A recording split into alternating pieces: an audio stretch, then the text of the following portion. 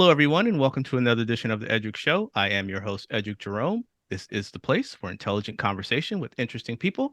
Go ahead and hit that subscribe button, leave a comment, give us a like. Let me know how I'm doing as I bring you this interesting content each and every week. My guest today is Lauren K. Johnson, author of the new memoir, The Fine Art of Camouflage. The book chronicled Lauren's experiences as a second generation female soldier and documents the challenges and obstacles she faced while being deployed in post 9/11 Afghanistan. In addition to being a talented author, Lauren also works for Ignite Worldwide, a nonprofit which seeks to address the gender imbalance in STEM fields. Lauren, welcome to the show. Thanks so much for having me. I hope I do you justice with that intro and interesting conversation with intelligent people. I hope I can live up to that hype. Oh, you will. You will because well, let me get right into it because we often hear stories, generational stories of, my grandfather was in World War II and my dad was in Vietnam and but it's rare. And this is one of the few stories that chronicle a mother and daughter who have both served. So, what motivated you to share your story about you and your mother and the generational aspects of military service for women? Yeah, absolutely. I mean, it is rare, and both of my grandfathers served in the World War II era as well. So we certainly have that family legacy that goes back a few generations. And honestly, I didn't set out to write a book. And even when the things I was writing started to shape themselves into some kind of book-like thing, I knew my mom would be a part of it because obviously she's been a big part of my life. But the more I wrote, really the more it kind of emerged as this layered narrative. And I discovered so much of what set me up to join ROTC in college and then ultimately volunteer to deploy to Afghanistan was based on my mom's service and growing up around that military environment and regarding her as a hero and outside of military service as well. My mom has always been my hero, but that experience of having her deploy as an Army Reserve nurse in support of Operation Desert Shield, Desert Storm when I was 7 years old really had a profound impact on me in a lot of ways. And one of those was to kind of ignite that desire within me to someday follow in her footsteps. It's interesting you mentioned your mom was deployed during Operation Desert Storm, and you were such a small child at the time. Being seven, that's a critical age in the development of young people, particularly the relationship between a mother and a daughter. So in a sense, your mother was not there during this time. But I'm curious to ask about your father, because he had to take on the additional nurturing roles in the absence of your mom. So tell me about your dad and how he adjusted to taking care of you and your siblings at that time. That's a great question. And he really did step up. I mean, jumped right into single parenthood. One of the things that was really challenging in that era is that there was so much uncertainty surrounding Desert Storm. And now we look back on it and we think that was a relatively short conflict. It was decisive. We were victorious, kind of almost best case scenario. But in the midst of it, we didn't know that was going to happen. There was so much uncertainty. Deployments weren't predictable like they are right now. My mom's unit was a hospital unit based in Seattle with 750 personnel. So everybody just kind of assumed we're too big and too expensive to ever deploy. That was part of why my mom had chosen that unit because it promised stability, except in the case of World War III. So Hmm. Desert Storm rolled around and there was speculation that this might be World War III. There's a threat of chemical weapons and it might escalate into nuclear proportions. So there was just a lot of unknowns. I didn't know at the time, but my mom's orders were actually for an undetermined length of up to 2 years. So in addition to myself, my older sister turned 9 while my mom was gone, and my younger brother was just about 2. Mm. So she was really plucked from this young family. And of course, that impacted her dramatically. I'm a mother now, so thinking about that from the perspective of a parent is just heart-wrenching. But certainly my dad was profoundly impacted too. And he worked full time. He had to jump in to not just single parenting in the sense that, he was nurturing us and taking care of us, but also shuttling 3 kids around to a variety of activities and getting us to school and picking us up after school.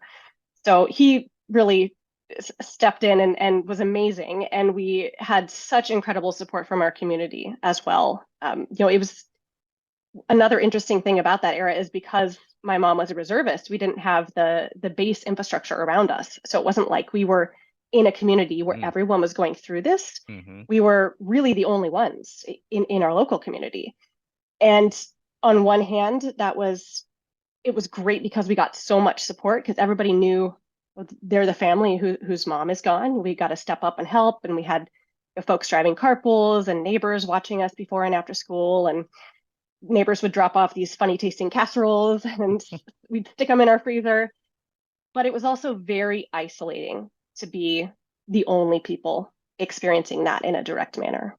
One of the things you write about were the yellow ribbons that were everywhere during that time, and how that was a constant reminder to you.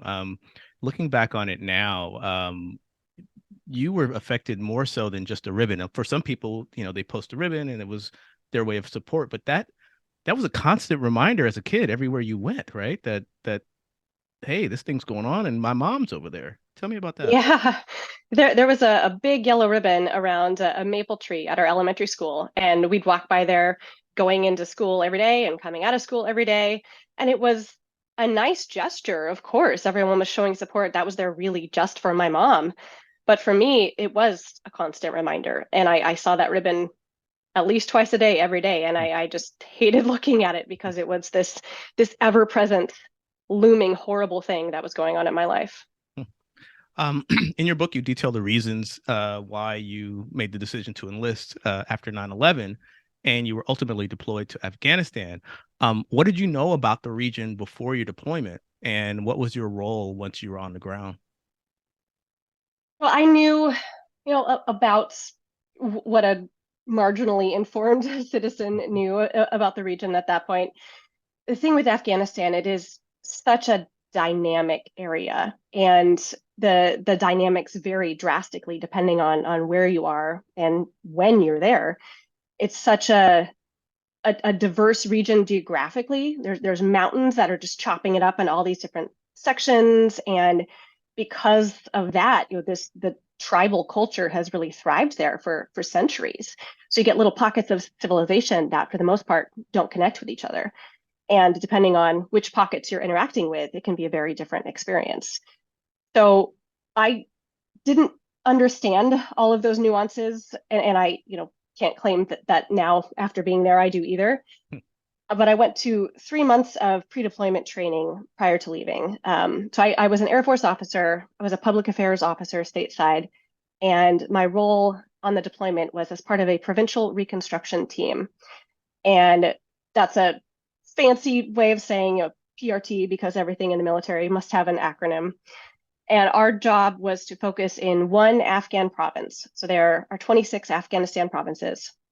We were assigned to Paktia province in southeastern Afghanistan on the Pakistan border.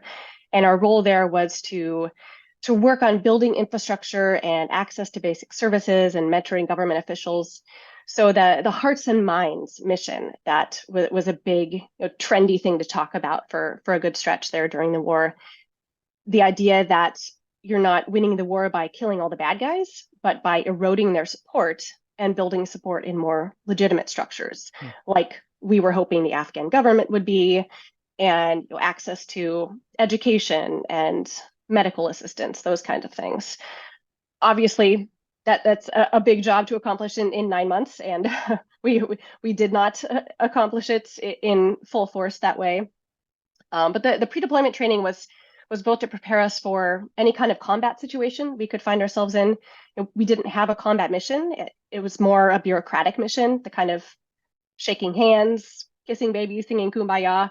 Mm-hmm. But the nature of the war and the nature of counterinsurgency is that you can find yourselves in combat at any moment. So we had to be prepared for that. I carried 2 weapons everywhere I went. Thankfully, I never used them. But a huge component of the training for us was spinning us up as much as possible within a 3-month period on the complicated tribal dynamics and customs in Afghanistan, and the political information. So we knew more or less the environment we were walking into and how we could go about winning hearts and minds, building relationships with the people there, and understanding how construction contracting works in that environment, and understanding how women are regarded in that environment. So a lot of different things at play that encompassed our training in ways that people don't think of military training. They think of weapons qualification, which we did, but we also sat through hours and hours of briefings on Afghan culture, and role played that we were sitting in meetings with tribal leaders and worked with interpreters to understand how that process worked. Public information and narratives are carefully controlled by the military, especially in war times. How did you deal with the pressure of communicating maybe what some would call a controlled narrative versus communicating what you were actually seeing on the ground? Did you see some conflicts there, and did you have to struggle with some of that?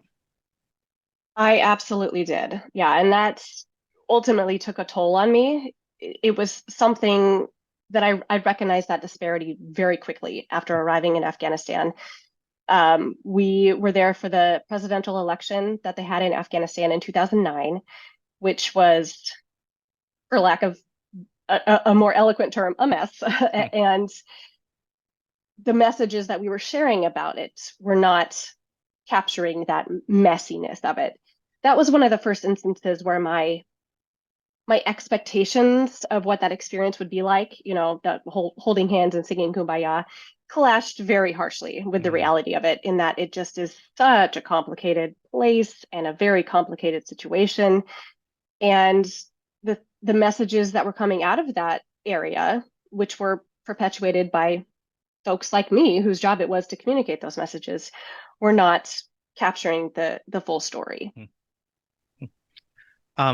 Women often face challenges and obstacles as soldiers that men don't have to deal with, just flat out. Um, what were some of the unique challenges that you and other female soldiers had to deal with during your deployment? It is much more difficult as a woman in body armor to pee. So that was definitely challenging. You have to do this like ninja move to wriggle under your body armor and unhook your holster, and yeah, just much more complicated as a woman. But in all seriousness, I was very fortunate in my team. I had a wonderful supportive team and was not exposed to some of the more horrible experiences that women and men can have in a war zone. I didn't deal with military sexual trauma. I experienced some harassment, but for the most part, it was very minor. So thankfully that didn't come into play in my experience. Where my gender was really most pronounced was in my interactions with the local people in Afghanistan. Mm. Paktia was still a very conservative province. Women were still wearing burqas, which at that point in the war, 2009, 2010, in some more liberal areas, women were just wearing headscarves, or even in Kabul, they were wearing Western type clothes. That was not the case in Paktia. There was still very much a segregated society. So I had the very amazing opportunity of meeting some of the women and kind of getting a peek, into the other side of that society that most folks don't see, which was one of the most rewarding experiences of my deployment. But most of my interactions were with men. Men were in positions of power, so they were the ones that our team would meet with to, talk about building construction projects in their province, and how we can win hearts and minds. And it was a very odd position to be in as a woman, kind of infiltrating that boys club in a lot of ways. Mm. And the Afghans would, approach my team when we arrived at a venue, or when they came on base to meet with us, and they were excited because we brought money and development to this tiny, poor, rural province. So they would get really excited to come meet us in the receiving line. But as they got closer and noticed that I was a woman, they saw my hair bun sticking out, they saw, my Mm. facial features, and some of them would just skip right over me and shake the hands of the Wow. folks next to me. And some on the opposite end of the spectrum would get like really excited to see me. And we made it on the news in Afghanistan. The women on my team, when we were out on missions, got our pictures taken and got filmed, even if we had nothing to do with what was happening at the event. So it was a strange spotlight in being in that position, but also carried an air of invisibility with it. So it's a very interesting dynamic. Hmm. You talk openly about your service and the deployment and the impact it had on your mental health. You were diagnosed with chronic adjustment disorder, which some have labeled a moral injury. Tell me about that diagnosis and the label of moral injury, and maybe why that's a more accurate term. Absolutely. So, chronic adjustment disorder was my official diagnosis when I left the military after I completed my 4-year commitment following ROTC. And the best way I could describe that at the time was kind of like PTSD light, or I didn't quite check all the boxes to qualify for PTSD. But reflecting on my experience now, the label I would give it that I think is the best fit is moral injury, which is really a relatively new term. It's not something that was in play when I was serving. Really, just in the last decade or so, it has become part of the conversation. And over the last few years with COVID, it actually has been used to describe what medical professionals have gone through. And moral injury refers to not a physical wound or a psychological or mental wound in the way that we think of PTSD, but an injury of the soul. So where you are experiencing something, you've done something, you've witnessed something that comes into conflict with your morals, very strong conflict. So in the example of the medical professionals, they are trying to provide a medical service and help people who they are not able to help or Mhm. who don't want to be helped. Mhm. So those kind of things can cause moral injury. For me, it was my role as information filter and Mhm. seeing what was happening versus what I was sharing and the military was sharing was happening. And on both sides of that coin, sharing stories with the Afghan people, I felt like I was referring them to a broken system in their government. And with the American and international publics, I felt like the messages that we were sharing were not giving them enough information to make an informed decision about the war effort that they were supporting with their tax dollars and with their sons and daughters. Mhm. Um, Shifting gears now, maybe let's go to something a little bit lighter. Um, did you know prior to your service that you had the ability to write? But if not, when did you realize that you had a talent to actually be an author and, write books? I have always fashioned myself a writer. I actually used to run around in the backyard talking to myself. And when my mom asked what I was doing, I said, I'm writing books. Hmm. I don't know how eloquent those stories were, but I've always loved writing. I was that weird kid in school who actually liked writing essays. I enjoyed those assignments. I majored in English in college. So I found my way to the public affairs career field in large part because of the journalism aspect. Hmm. And we ran the base newspaper and wrote press releases. And I really fell in love with nonfiction writing there and talking to these amazing people on base. I was stationed at a special operations base in Florida, and people just had the most amazing stories, the things they were doing in the military and the things that they were doing outside the military. I met a group of guys who was climbing the seven summits, the highest peak Hmm. on each continent, in honor of fallen comrades.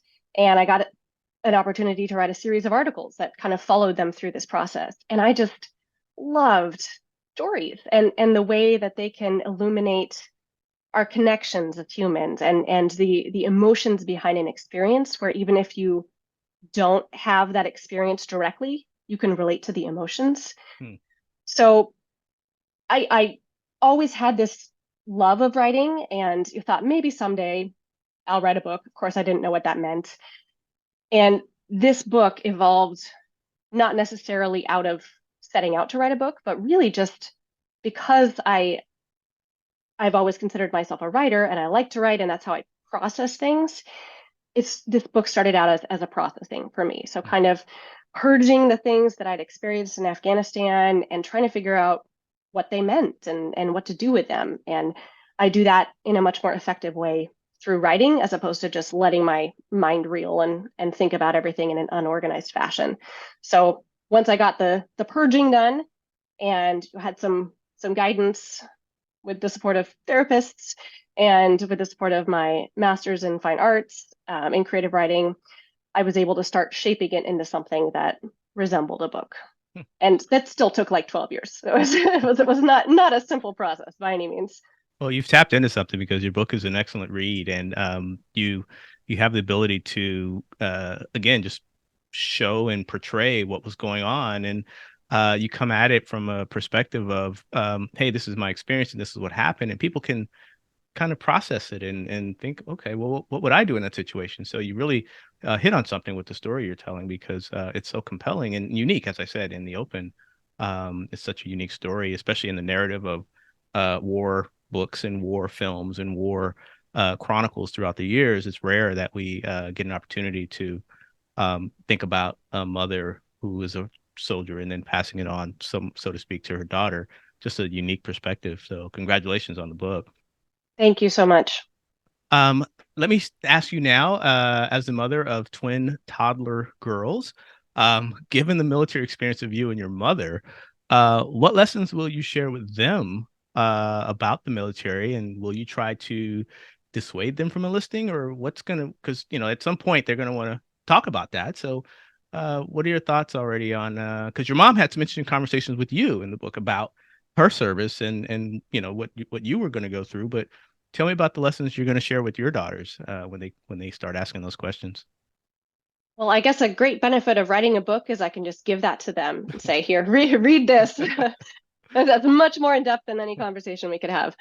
Um, yeah, this is something I've thought a lot about since having my girls, and they were about 2 months old when U.S. forces withdrew from Afghanistan. So that for me, I mean, in the midst of, utter exhaustion and the overwhelm of new parenthood, that was a big pull on my brain was thinking about, this kind of the end of a chapter, certainly in our history, in Afghanistan's history, unfortunately, a pretty tragic end. Mhm. And it concludes that part of my life in a lot of ways. And the girls start a new chapter of my life. And so that gave me pause to reflect on what it must have been like for my mom to be in that Mm. position Mhm. and thinking about wanting to protect a child. But what does that mean? In protecting a child, are you sheltering them? When do you expose them to reality and to what extent? It's a very fine balance. And I have been thinking about this for the last year and a half. Thankfully, I have a few more years since I have to actually broach those conversations. But it's a really complicated thing. And I think, what I've settled on for now is I want to be open and honest and acknowledge that I learned a lot from my experience in the military and I grew a lot. I definitely wouldn't be the woman I am, the mother I am today, if not for that. There are also things that I regret about that experience. Mm. And I want to be open about that. I'm not perfect. And it's not black and white. War and life and humanity are so, so complicated. So what I would like to advise them and anyone if they consider joining the military is just to expose yourself to as many perspectives as possible. Read accounts of those who've served, talk to people who are serving, expose yourself to narratives that aren't the mainstream ones that you're seeing in Hollywood. The war experience is not fully captured in American Sniper. There are so many different aspects and it's very, very complicated and you can never fully prepare yourself for what your unique experience is going to be like. But educating yourself to the extent possible and having those difficult conversations before you find yourself in the midst of an experience that rips the rug out from under you and Mhm. you're kind of forced to have those difficult conversations because you don't know where you stand on anything. Try to preempt that as much as possible and get a better idea of what you're walking into. Tell me now about your work with Ignite. What's your role with the organization, and what are some of the things you guys are doing to close that gap, that gender gap, in STEM activities? I love my job. I'm so fortunate to have a job that I genuinely enjoy. Ignite is an acronym, like the military, stands for Inspiring Girls Now in Technology Evolution. And we work with schools.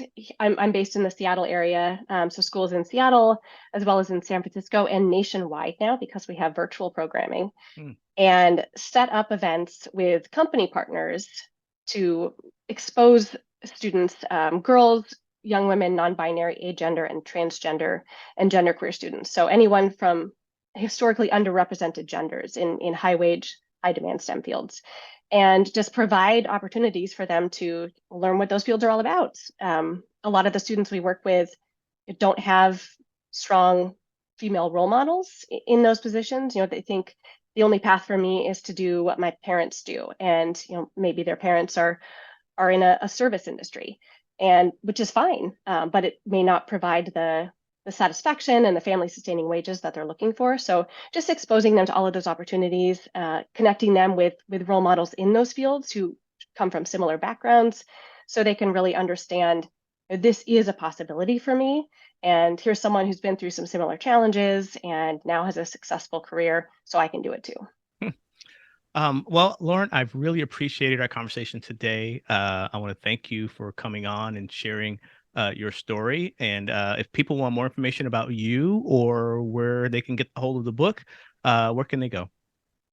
I have a website. It's laurenkjohnson.com, and K is spelled out Kay.